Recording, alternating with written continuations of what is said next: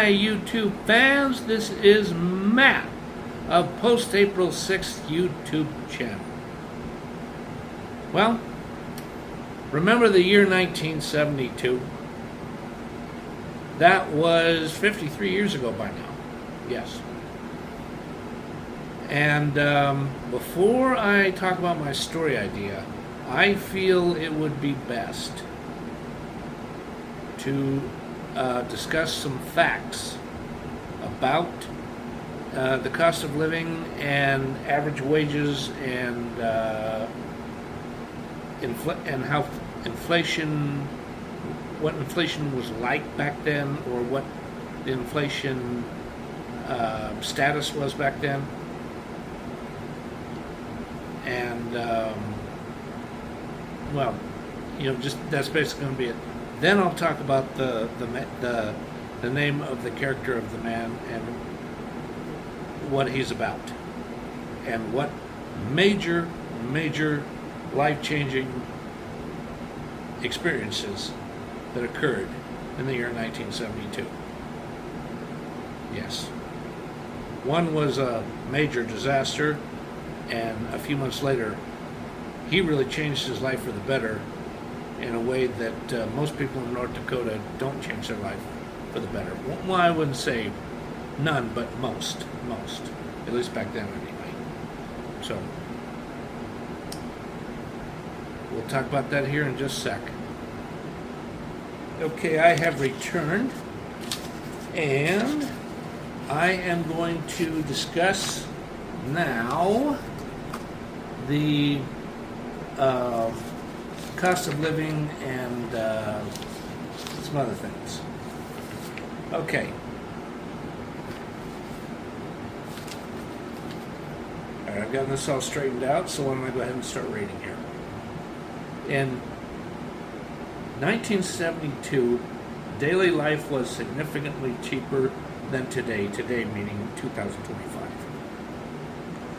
With items like groceries at, whoa, I made a mistake there. Items like gasoline at 36 cents a gallon. A new home costing around $27,600. When I say that, that would be like a national average. That wasn't just every place in the United States, and it didn't have to do with major cities per se. I mean, yeah, there were houses in major cities that were $27,000, but that was just all over the United States. A lot of them were $27,000, or $27,600. Okay. A gallon of milk for less than $1.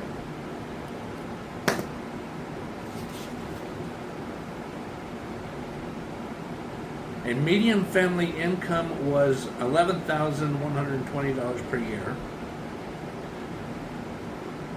showing that while most goods were inexpensive, purchasing power was still high due to lower costs, lower prices, and less debt.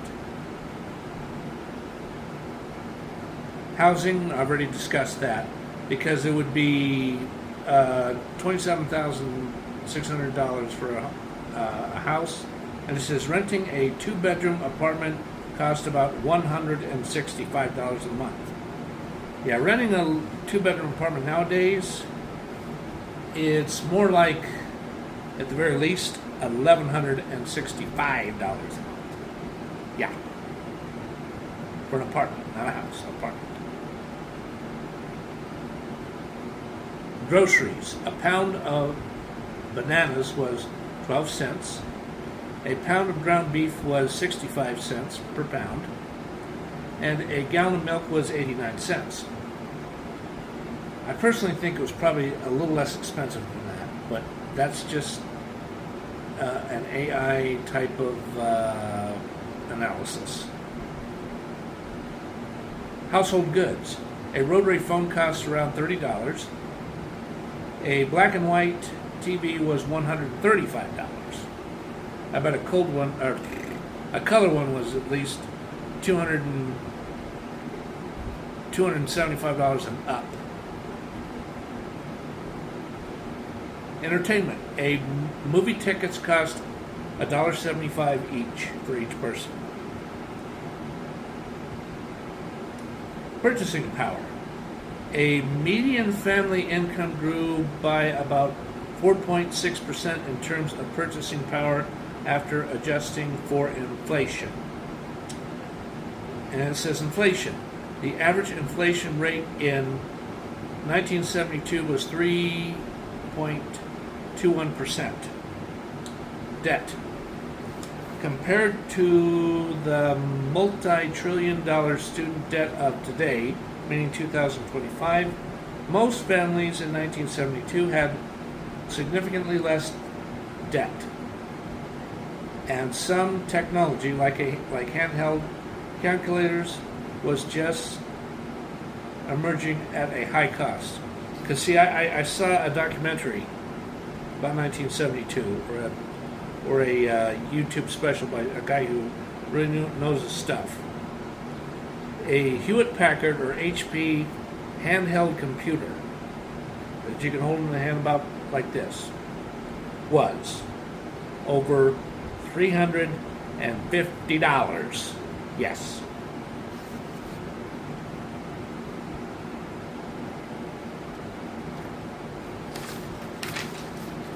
Okay. It says examples of groceries. Now this one's a little different because what I am about to say I personally think is true.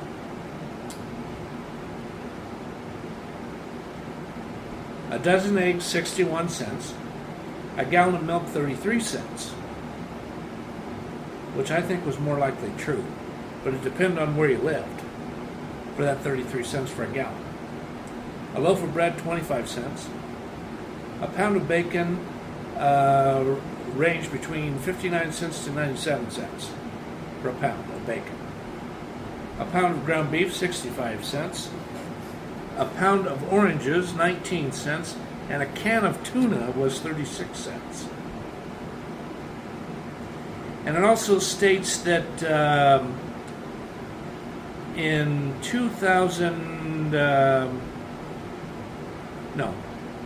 $1 in 2000 in 1972 had the buying power now of at least $7.26. A pack of cigarettes, 40 to 50 cents for each pack. Pipe tobacco. This would be like a 2-ounce thing of Prince Albert, half and half.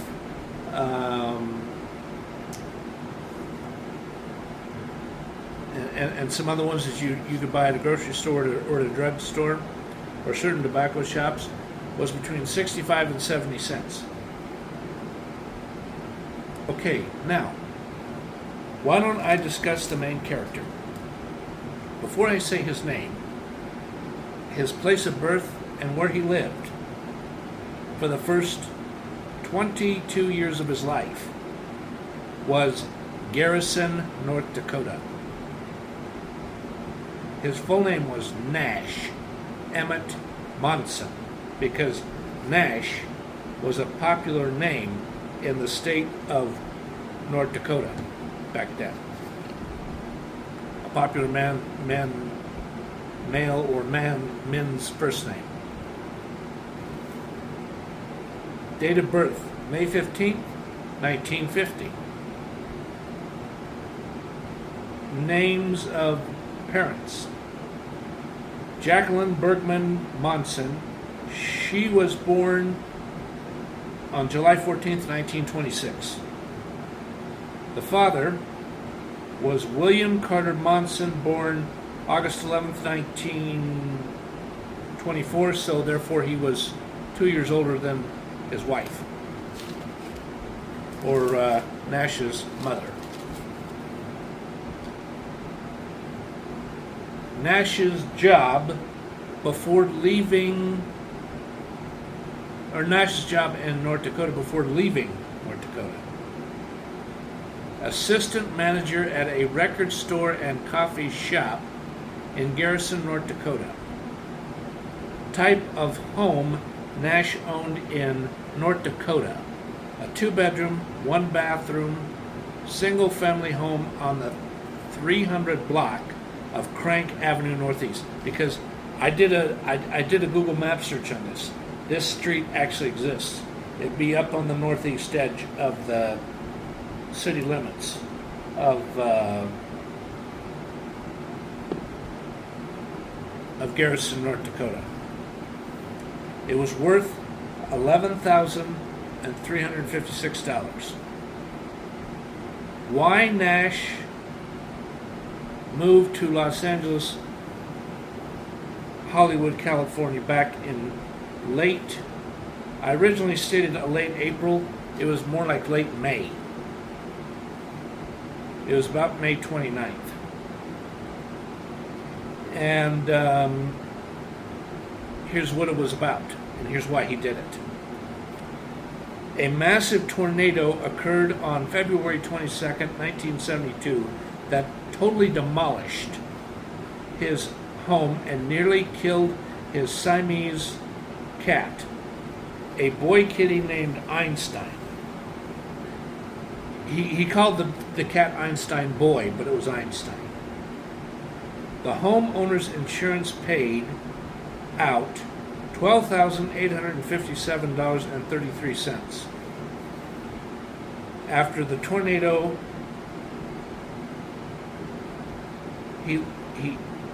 after the tornado occurred, he lived with his parents for a couple of days, and then he got established with a mobile home to rent that was already furnished. And he lived there for, I originally said 60 to 67 days, but it was more like 88 to 89 days. No, 87 to 89 days. And it says, where did Nash move to after he arrived in Los Angeles? 90028. The 1800 block of North Grace Avenue, Los Angeles, California, and I didn't notate this in the notes that I made, but the apartment building actually exists. It's still there today. It's called El Cabrillo, or Cabrillo, something like that.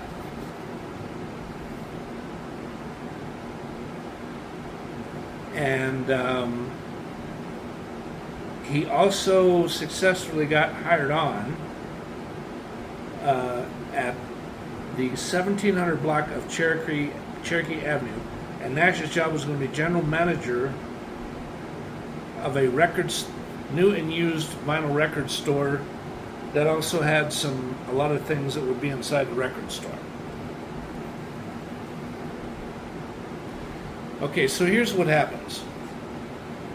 I'm not going to talk much about his childhood, because that's going to take out, his childhood from adulthood, that could take way too long to explain. So, what happened was on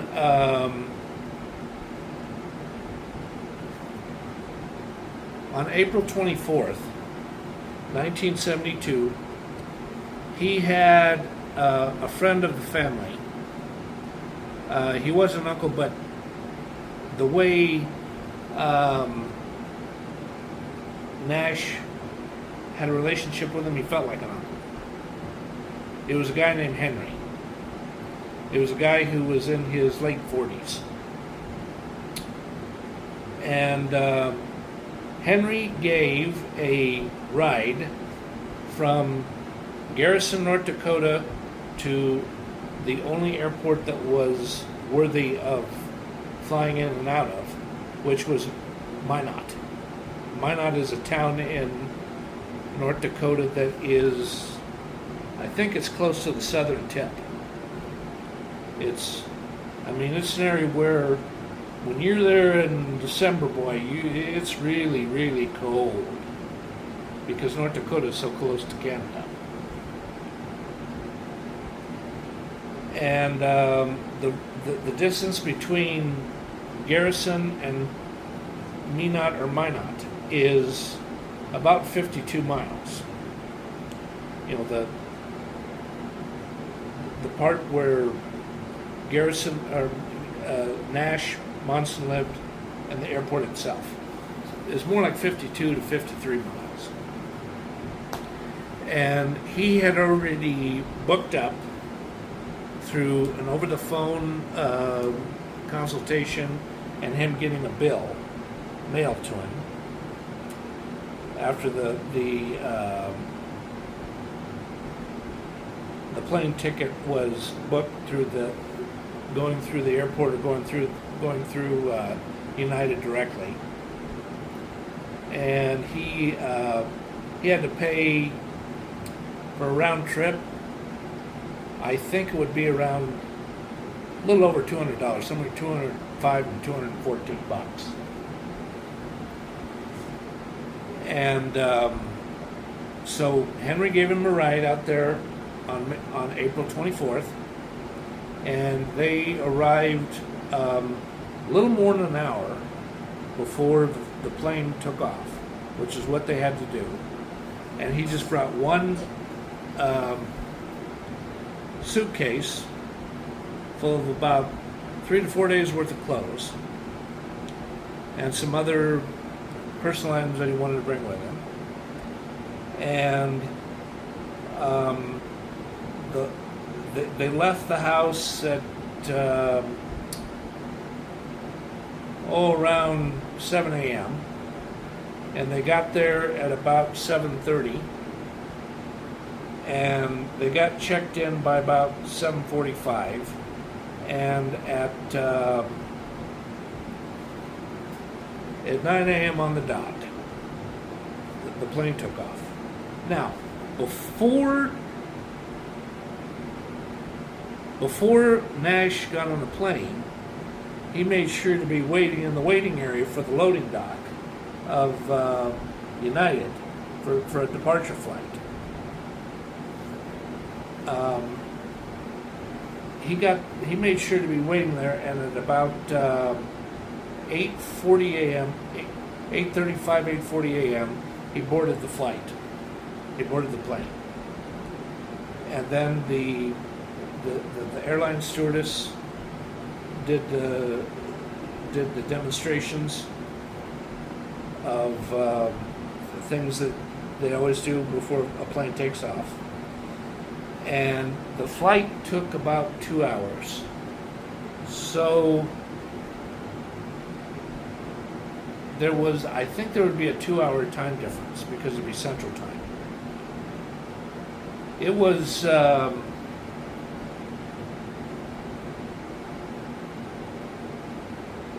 9:40 a.m. or about 10 a.m. Mountain Time, or excuse me, Pacific Time, because he landed at LAX. And he gets a taxi from LAX to a hotel that is about 2 miles away from Hollywood, in the area that he wants to go looking at several different apartments.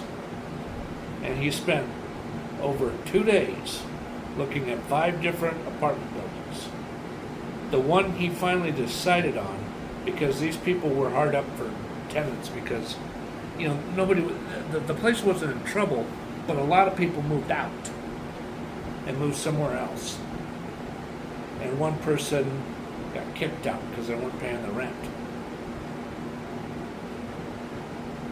And he got a nice 725 square foot, 1 bedroom, 1 bathroom apartment that would rent for about $140 a month. And I'm referring to the place on North Grace Avenue. And here's what he had to pay out of pocket, what Nash had to pay. And he paid by check, personal check. $95 for these. a security deposit and a pet deposit. Because, let me backtrack a little bit. After the tornado, the animal rescue people took care of Einstein Boy in the pet in an animal hospital that was 14 miles away from Garrison. And Einstein was there for about 4 days until he could be released, and Nash drove out there, and he paid only about $15 to care for the pet. And then he took the cat back home in a cat carrier and took him to the trailer house. So then what happens is, from late April until late May, was one, he started to work things out with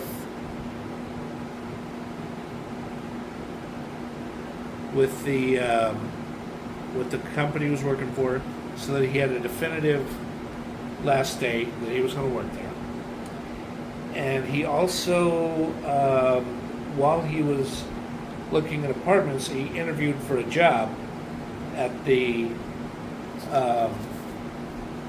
vinyl record store on the 1700 block of North Cherokee Avenue, because North Cherokee Avenue and Grace are less than a mile apart. At least from the map, it looked that way to me anyway. And what happened is he got hired to be a general manager that was going to be. It was general manager with intent to plan to gain ownership after he'd worked there for a few years, because the owner was getting tired of the business. He wanted to get into something else. He was tired of it after owning it for over 10 years. Okay, so then what happens is in late, it was May 29th. In fact, I'm going to find out a day of the week when this was, just a minute. The day of the week was a Monday. So on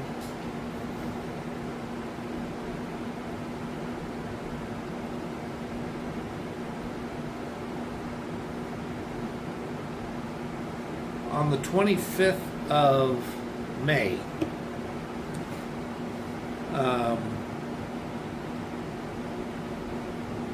Nash boxed up 4 boxes, and he sent it.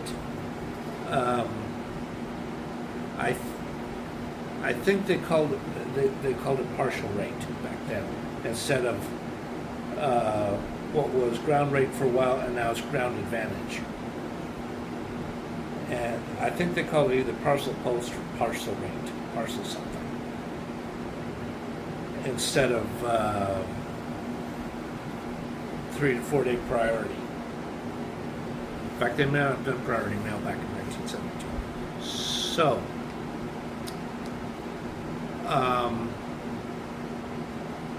he paid for the postage, and the postage set him back at least $35 for the boxes. That's the best guess I could make. And then what he did, the day before he left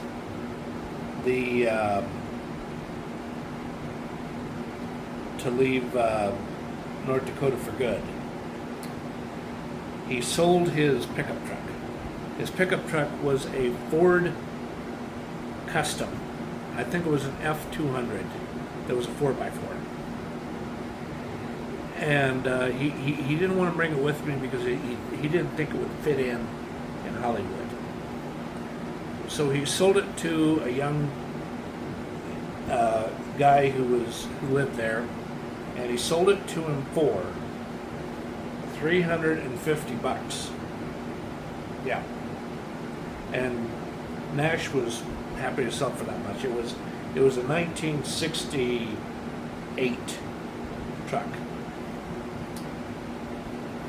And so anyways, the day he takes off, he gets up bright and early, according to a wind-up, I think they call it Big Ben or something like that, or West Clock, bell alarm clock. He gets up, he showers, shaves, and he makes sure to double check the place, and he gets a knock on the door at about 7:45, and it's old Henry. And old Henry comes over with his Chevy pickup truck. I think it would be like a C10. And the first thing they do is they get Einstein Boy in a cat carrier, because he's been eating food that, wet cat food that has what was then called kitty values. Yeah. So that way this cat's off in La La Land. He doesn't put up a fight to be in the cat carrier, because he's drugged. The cat's drugged up, and he only meows a few times, but for the most part he's cool. He has good behavior. And then they stop off at a place called Billy John's Cafe, and they get a cup. They each get a breakfast burrito with salsa, eggs, potato, and a little bit of chopped onion.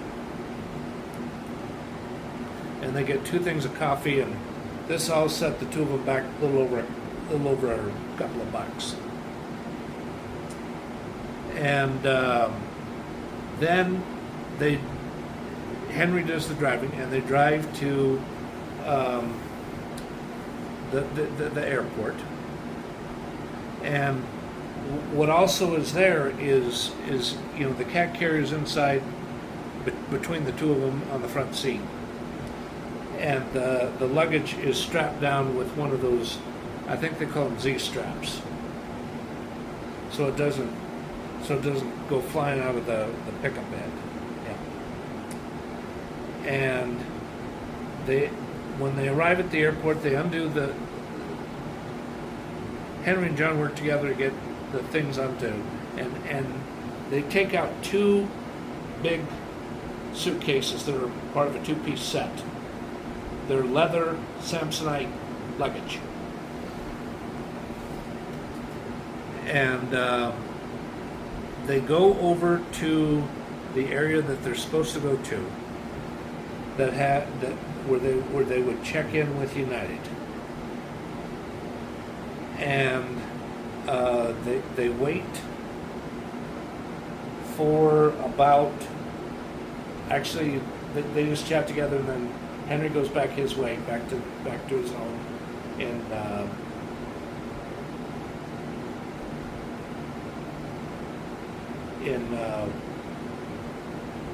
Garrison, North Dakota. That almost slipped my mind, gosh. And there's no baggage fee, but there is a pet carrier fee, because see, the cat's not with him on the plane, even though it's in a good cat carrier. It's underground in a special part of the airplane, and the fee to do this was $45. $45 in '72 was fortune. And there was also a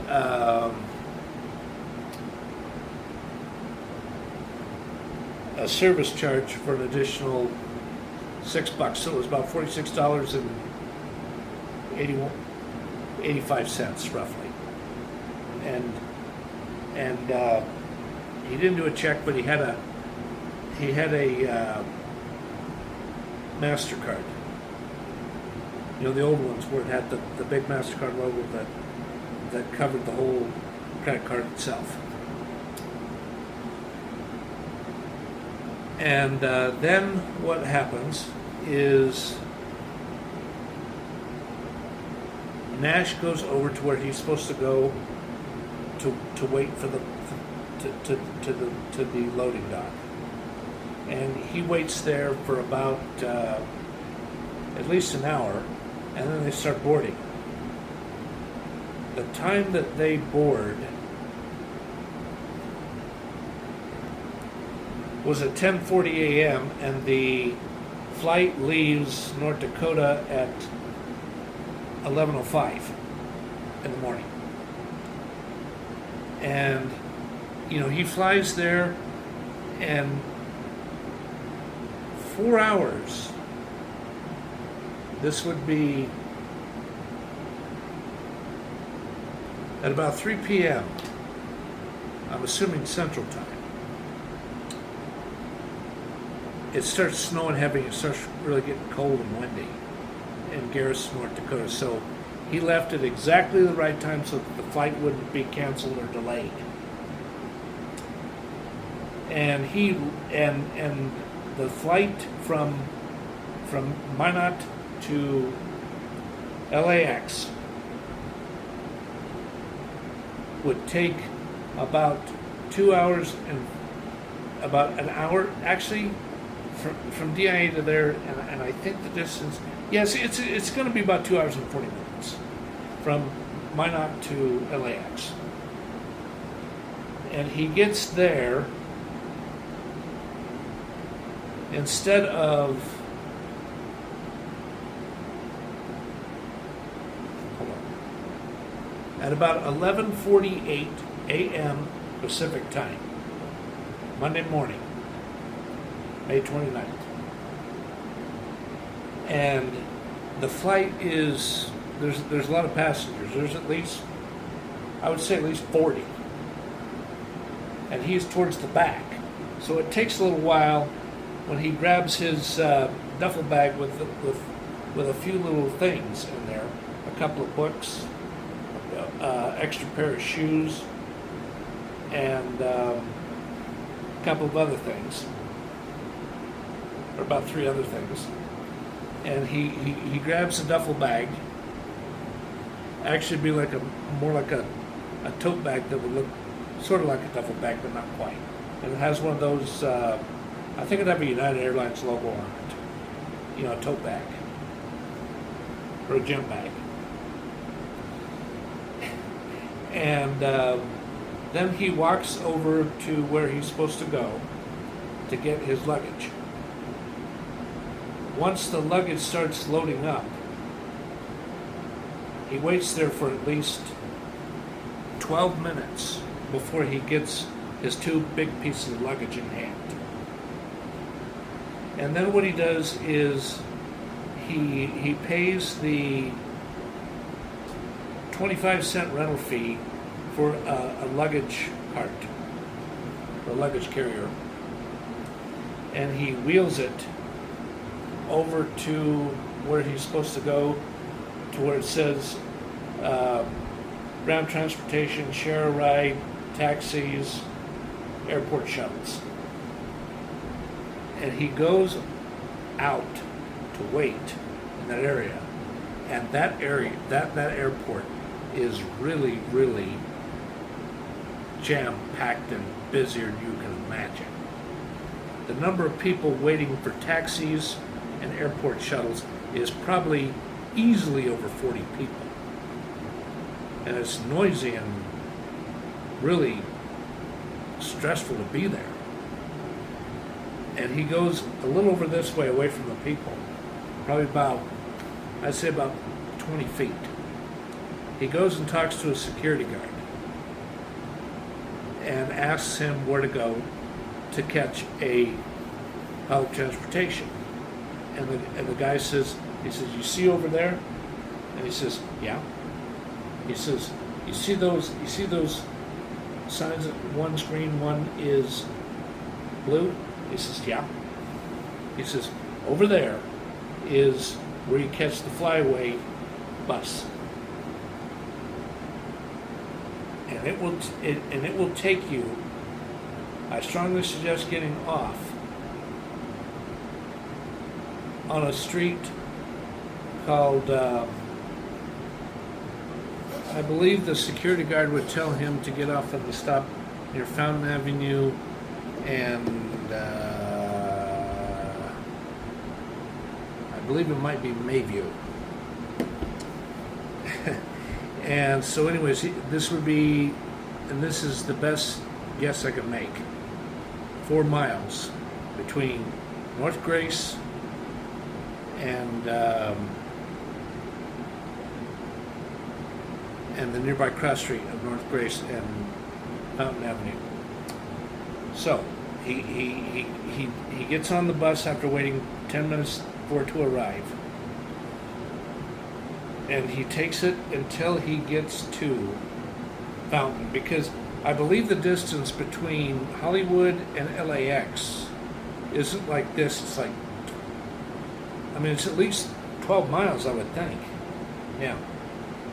Maybe even further than 12 miles.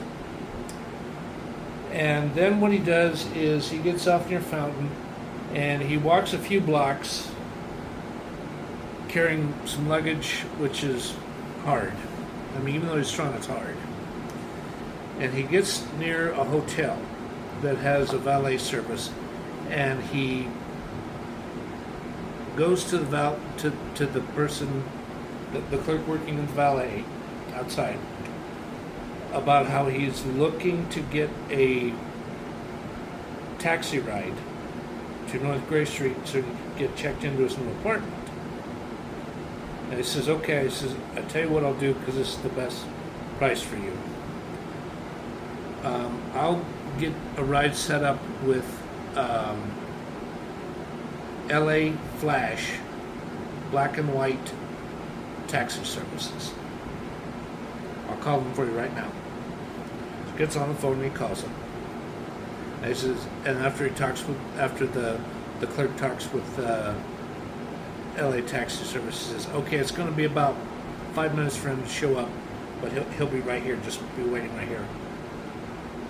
And then Nash asks the clerk, he says, where do I go to make a call? Is there a courtesy phone or is there a payphone? And he points right to what's inside. He says, right over there, that brown phone. He says, you can use that. So he goes in without carrying his luggage with him, and he makes a quick courtesy call on the courtesy phone to the leasing office of El Cabrillo Apartments. And the manager answers, and he says to Nash, he says, hey, where are you? How much longer are you going to be? I got a lot of work to do after we're done with this. And he says, well, I'm waiting on a taxi ride through LA Flash, and I want to get there as soon as I can, because believe me, I want to get this taken care of as quickly as possible, just as much as you do. And he says, okay, thank you for giving me a call. And I would assume that this is what the leasing agent says. He says, I would assume you're going to be here in about 15 minutes, 20 at the most, right? And Nash says, yeah, that sounds about right. He says, okay, thanks for letting me know. I got to get back to work. I'll see you later. Come knocking on the door when you get here. Bye. And he hangs up. And then Nash comes walking back out, and right when he comes walking back out, he hears a car driving fast, and he looks over that way, and he sees the taxi driver coming. The taxi driver is a pretty neat guy. He's got on a denim newsboy cabbie hat, or English flat cap, and he's got on denim vest and a black dress shirt. Actually, I take that back. a dark brown dress shirt with white buttons, and he's got on some glasses, kind of like what John Lennon had. But instead of them being like this, they're about like this. They got fairly big frames for the lenses. And then he gets in, and he tells him where he needs to go, and he reaches into his pocket, and he hands him a 20. He says, "Here, $20, and I'll make sure to tip you well for how much this is going to cost." He says, "Well, it'll cost less than $20." He says, "I don't care. Either way, I can trust that you will help me get there." And then the cabbie gets the luggage loaded up, and then they drive over there, and they get the luggage out, and he says that's going to be $12. And he says, and Nash says, "I tell you what," he says, "give me $3 back, and you keep the rest as a tip." He says, "Hey, cool, thanks." So he shells out 3 $1 bills, and then they both get out and unload the luggage, and then the cab driver takes off, and the luggage and the thing are there. Now here's what else has happened. It's going to happen next, pretty soon. The way I think they did things back then versus now. A pet shelter service would bring the pet over. And what happens is as soon as Nash walks over to the leasing office and goes like that on the front door, he lets him in fast, and he said, and one of the first things that the leasing agent says, his name is Alan. The thing that Alan says is, he says, "Oh, by the way, there's a message that from United Airlines. Your pet carrier people will be here in about 45 minutes. So why don't we go ahead and get started?" And what Alan does is he brings out the forms for him to sign, and it's one of those things where there's a carbon thing. One copy is for the office. There's a carbon thing, and one's for another part of the corporation, and the third one is a copy for Nash himself. And then after he initials and signs 3 different documents, he says, "Okay," he says, "I know you're going to pay your rent, but it's customary." He says, "I need to do an imprint of 3 different credit cards you have." So he reaches in his wallet, takes out the MasterCard, the gas card, and the Sears charge card. And he does the imprint of all 3 of those, and then Alan gives them back, and he goes into a certain compartment that's mounted on the wall, and he gets out the keys. And what keys he's getting is 2 for the front door, 2 for the mailbox, and 1 for the laundry room. And then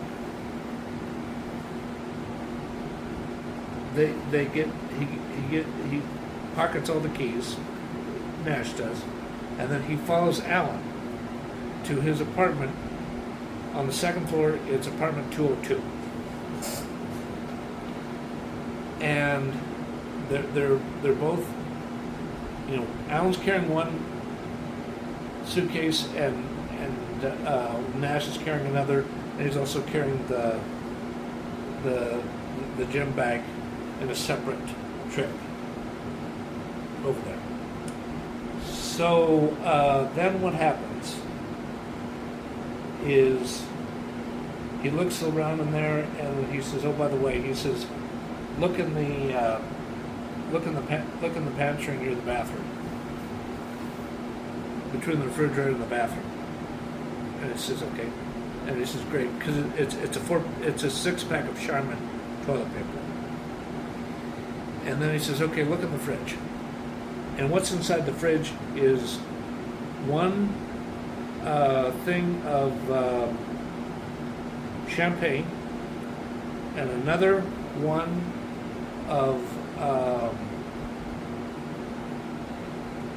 it's one that's shaped about like this. It's a bottle of Coca-Cola. This is Sprite, but you know what I mean. And then he says, over here. I mean, he points that direction. He says, over here. He said, the wall credenza. He says, you see that drawer that kind of looks like a desk drawer? He says, yeah. He says, open it up. There's another treat in there for you. He opens it up. What it is, it's a $10 gift certificate. It's a paper one. It's not those little credit card ones like what we get nowadays. For $10 to buy groceries at an A&P grocery store. Yep. So, then they shake hands, and Alan says, look, I really got to go. I got some more work to do downstairs, and then I got to take off, and I got to go to the office and get some other work done and work in the office for a couple hours. So, if you have any questions, he says, you can call the office number. It's in your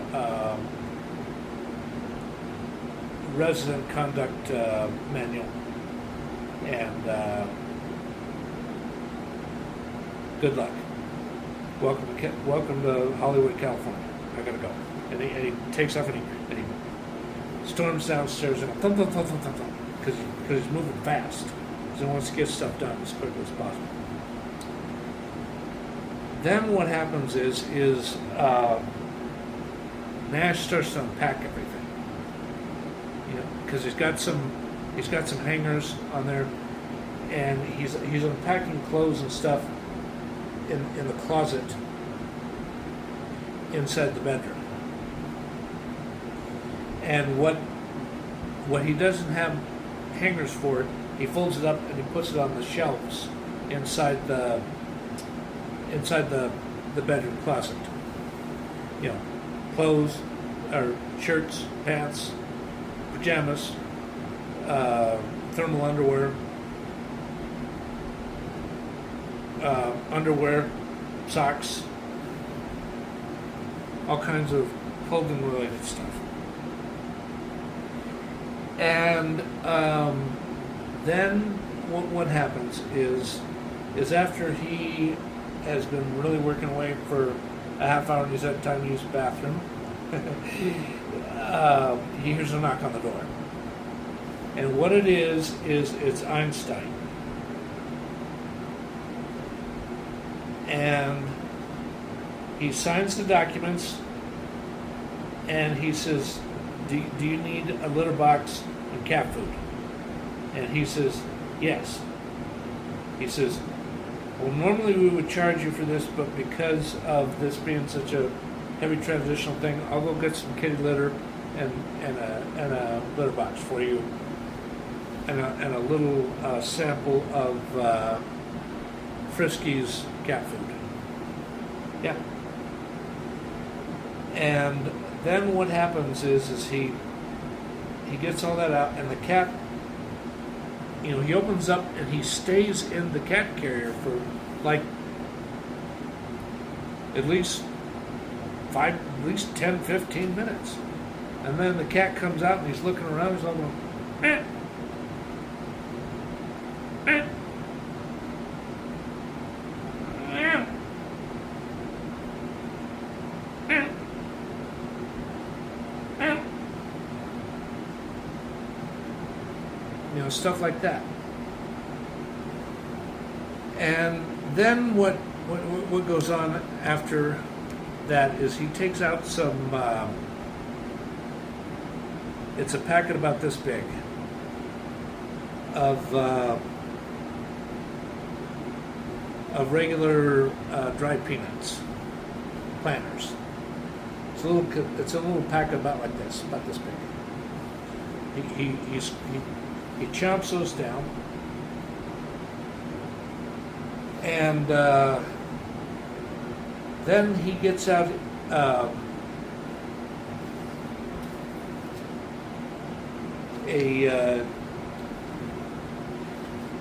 mini notebook that's about half the size of this.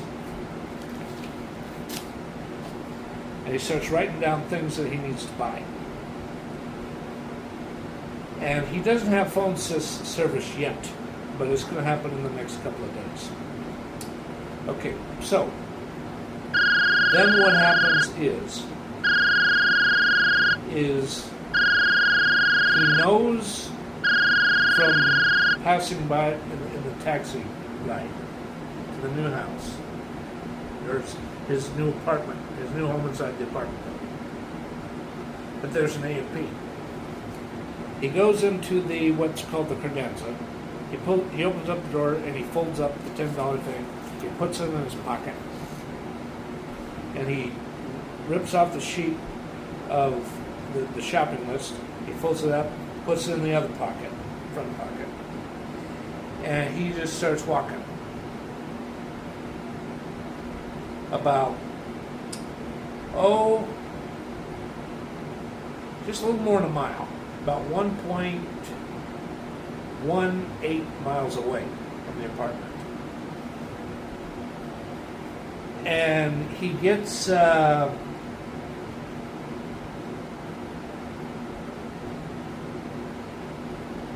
a shopping cart, and he starts getting stuff like eggs, bacon, hot dogs, ground beef, hot dog buns, hamburger buns, the packets of American. No, actually, he doesn't even get that. He gets some. They're shaped about like this, of cheddar cheese.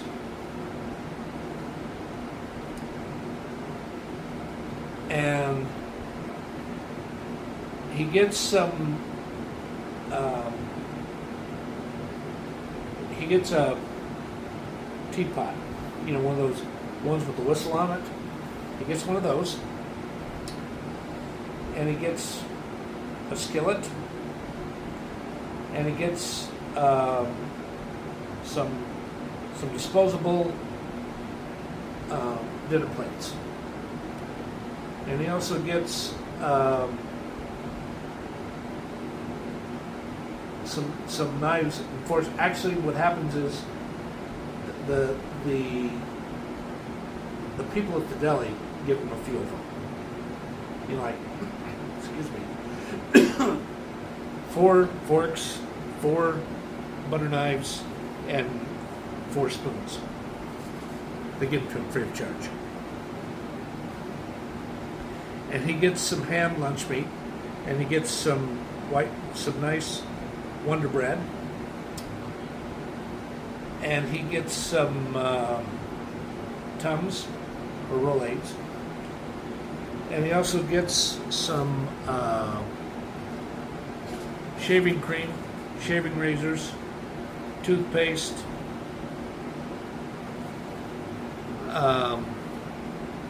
and he gets a few Swanson frozen foods. Yeah.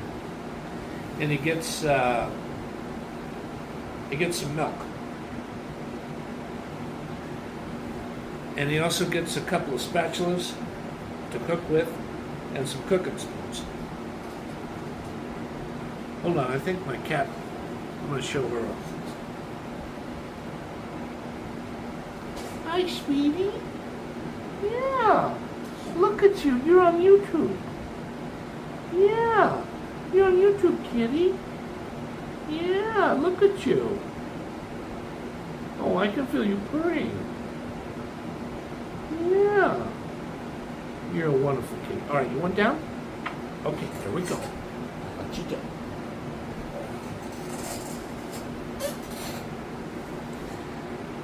And then what he does is he goes to one of the cash registers.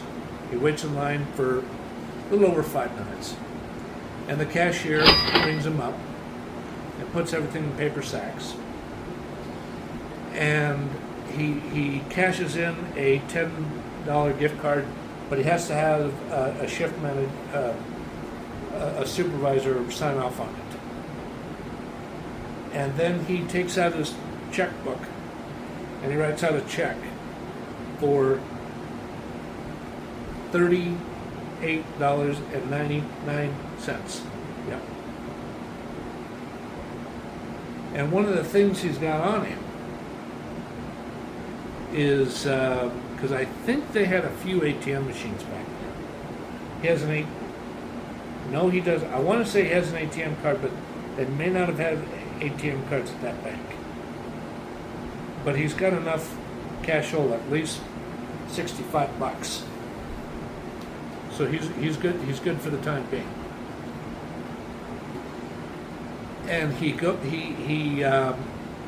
goes to the payphone that's right outside the A&P grocery store,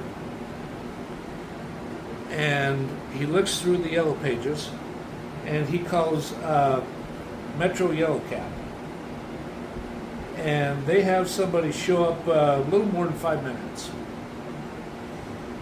and then the taxi driver's courteous, and a ride from there to back to his apartment is only $3. And he hands him a $5 and gives that to him as a tip. And says, keep it. So then he carries like at least 5 bags worth of groceries. He carries them 2 at a time up the steps, 2, 4, 5, and then he unlocks the door and he just brings them in 1 to 2 bags at a time. And he starts putting everything away. And then after he puts all that stuff away, he starts thinking, I really, really don't feel like cooking. Traveling on an airplane and going through all this is just too damn much. So what he does is, I think in that area there would be some within 2 to 3 city blocks, about a little more than a 5-minute walk. He finds a really nice mom and pop place.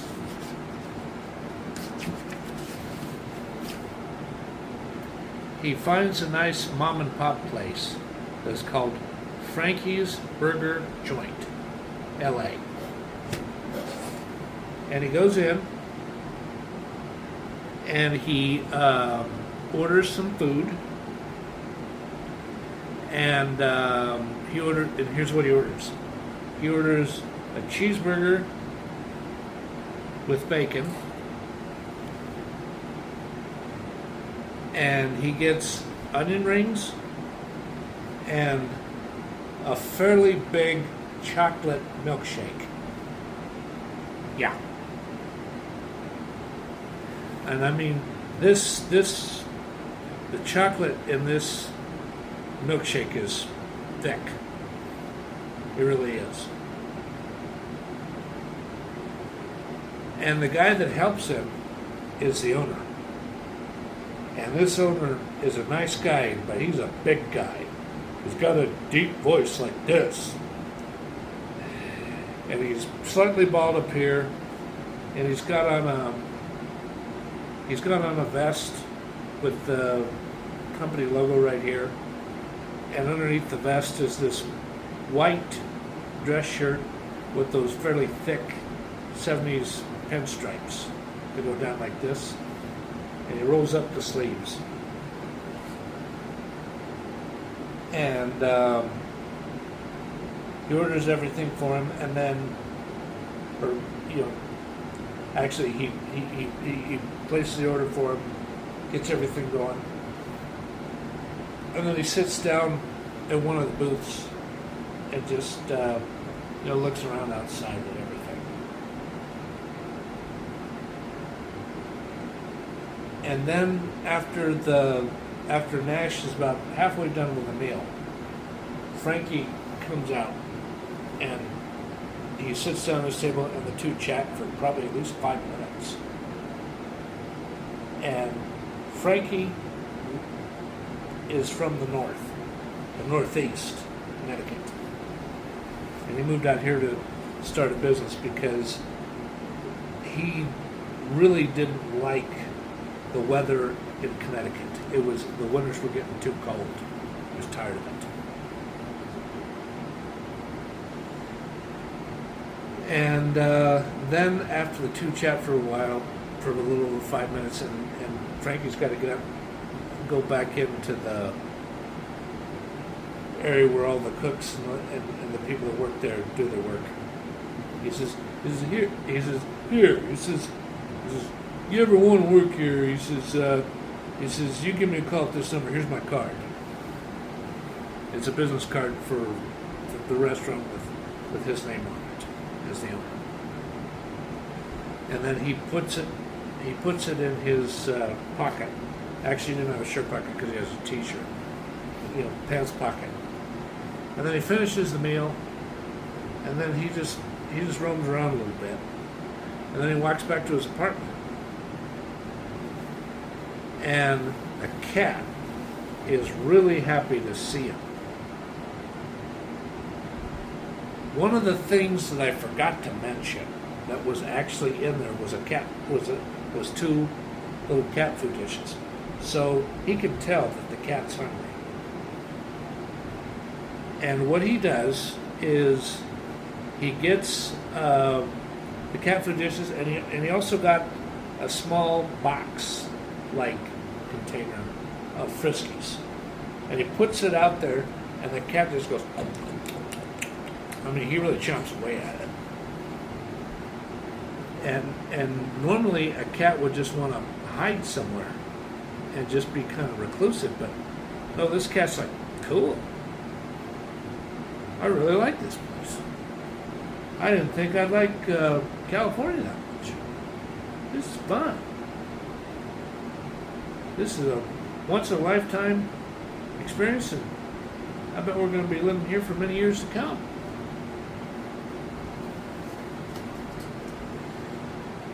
And then what happens is he gets a knock on the door from a husband and wife. The husband and wife are probably in their mid-40s.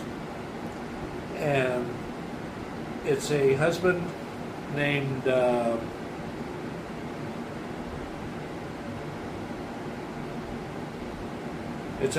Jack and a wife named Linda, Jack and Linda.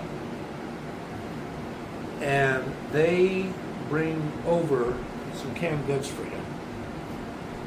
One thing of canned peas, one thing of canned green beans, and one can of peaches, and another thing of canned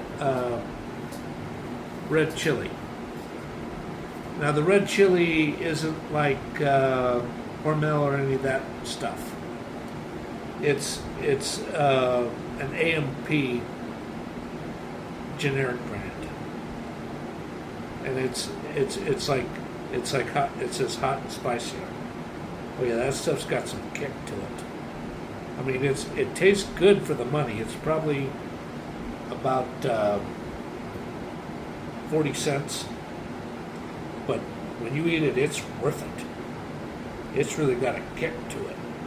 And even though it's got the pinto beans, and I tell you, after you eat it though, you better get out some air freshener, because you're really going to have a gas problem.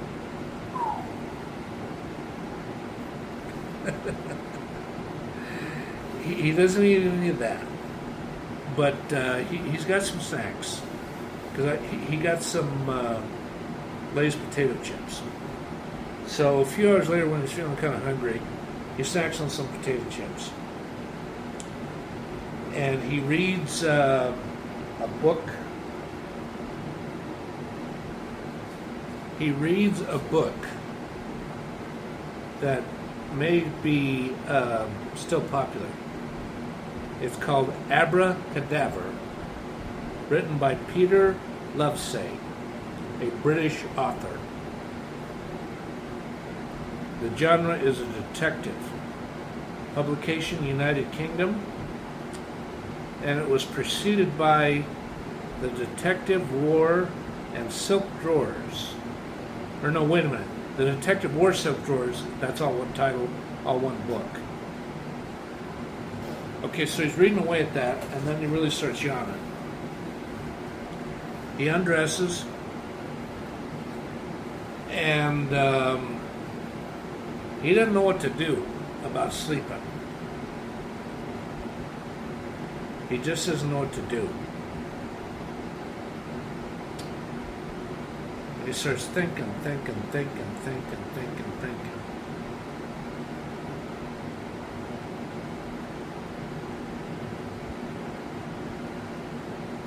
And by this time, it's after 10 p.m. at night. Not much, even in LA, not much of anything is open as far as retail stores that would have something. So, what he does is, in one of the suitcases, there was a pillow that was about this thick. He lays that down in the bedroom. And then he takes out a beach towel that's fairly big. And then he takes out a blanket it's big enough for adult, but just barely. One of those types of blankets.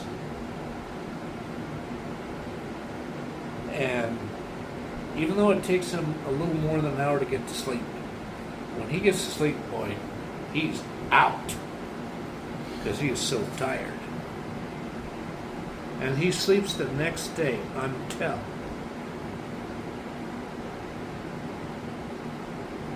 8:45 in the morning. I mean, he was that zonked. He slept about 9.5 hours roughly. It's the best estimate I can make. He gets up and he gets out his little toiletries shaving kit bag. He brings that to the bathroom, and he has a bar of soap in there in the toiletry bag, and he undoes the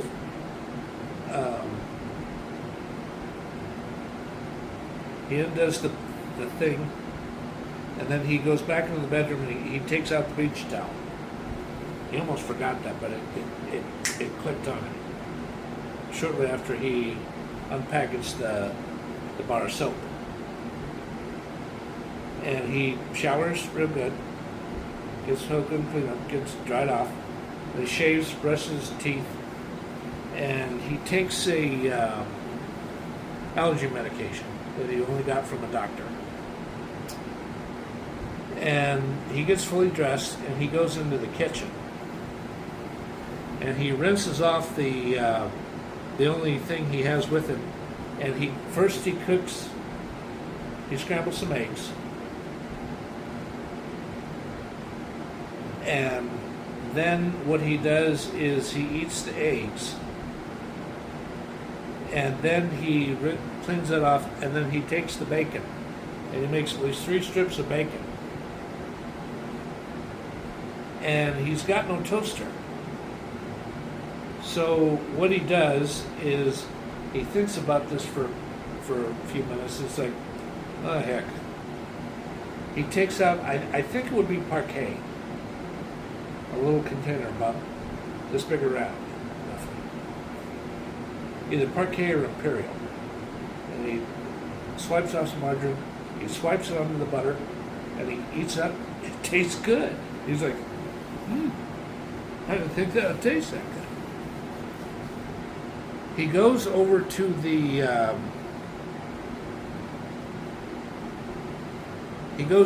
suitcase, one of the suitcases. He gets out a coffee mug. And I think it would be either Taster's Choice or Folgers. And what he does is he heats up the. I know what he does. I just remember something. He gets all the things that would be, adhesive sealants on the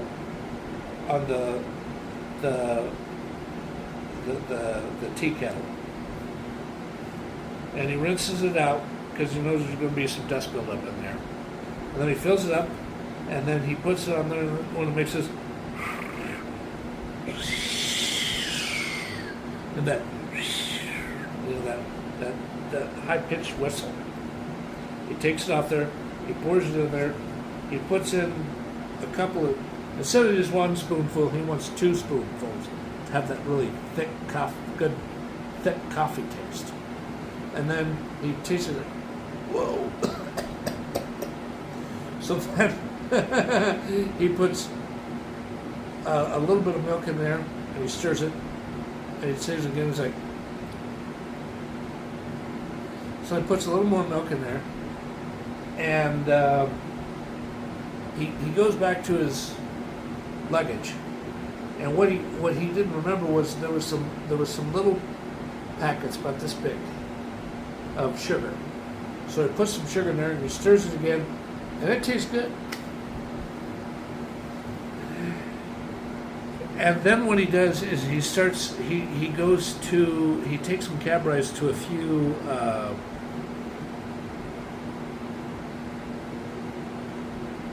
furniture stores nearby. With one of them, he really cooks up a deal, because this guy has on him, in his possession, in the checking account, over $5,000 worth of currency on hand.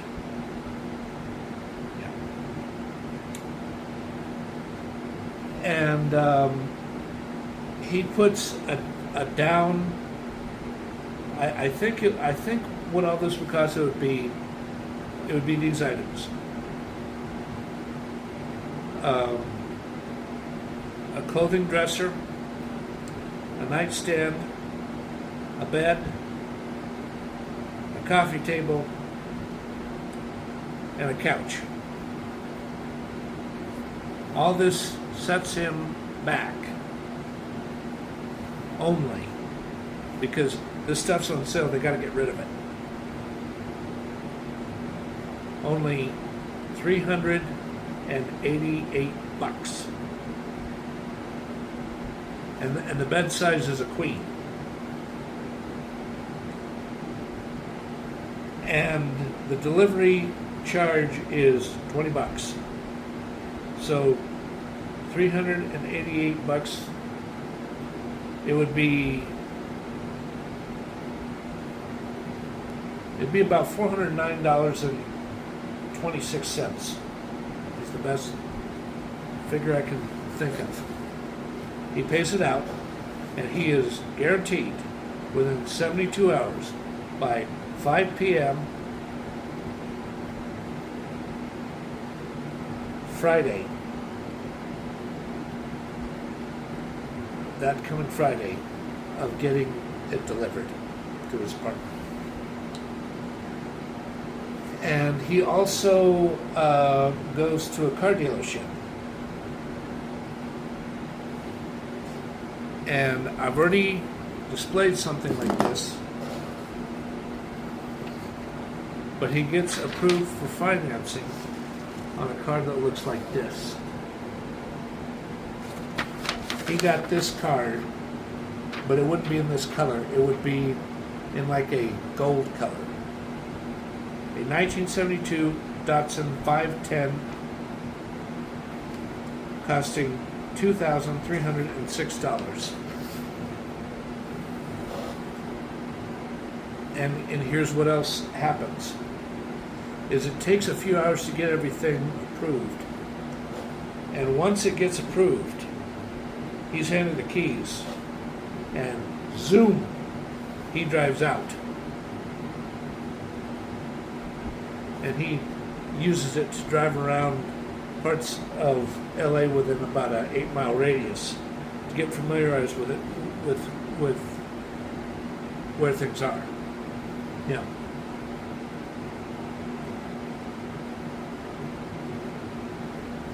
Now, after the first week, on Monday morning, June 5th, after he feels more like a guy who's got a little more than what he needs to get by, he reports to the record store promptly at 7:30 in the morning, a half hour before they open up, to go over some things with the owner. And he works there from 7:30 in the morning until 6 o'clock that night. And they do more than just fill out some paperwork. I mean, he walks them around and trains them, and he takes them off the side and tells them about this, and this, and this, and tells them about the distributor companies, and tells them about the, some of the things that are going to happen in 1972 with the rock stars and the jazz musicians and the classical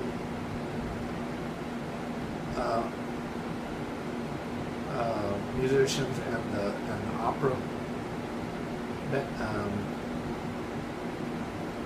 opera orchestras, and some soundtracks that he's heard is going to come out.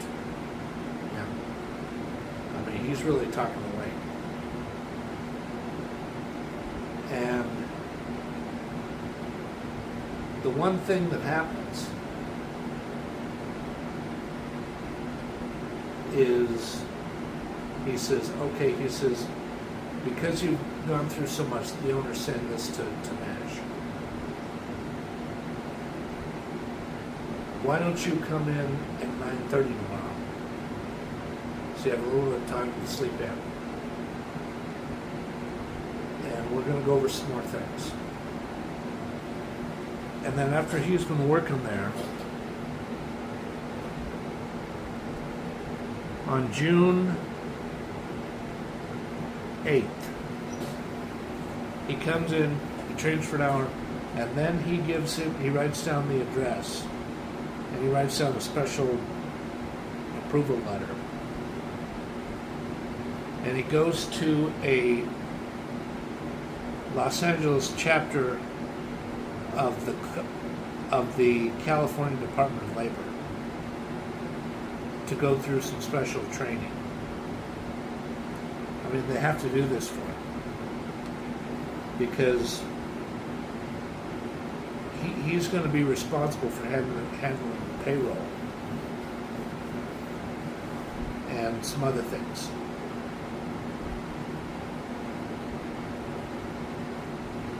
Well, that's about it for this story at this time. I do not know if I'm going to do another YouTube vlog about this story or not, but I've talked quite a bit. So, thank you everyone. I hope you found this story interesting. And goodbye, and thank you for being a member of my YouTube channel.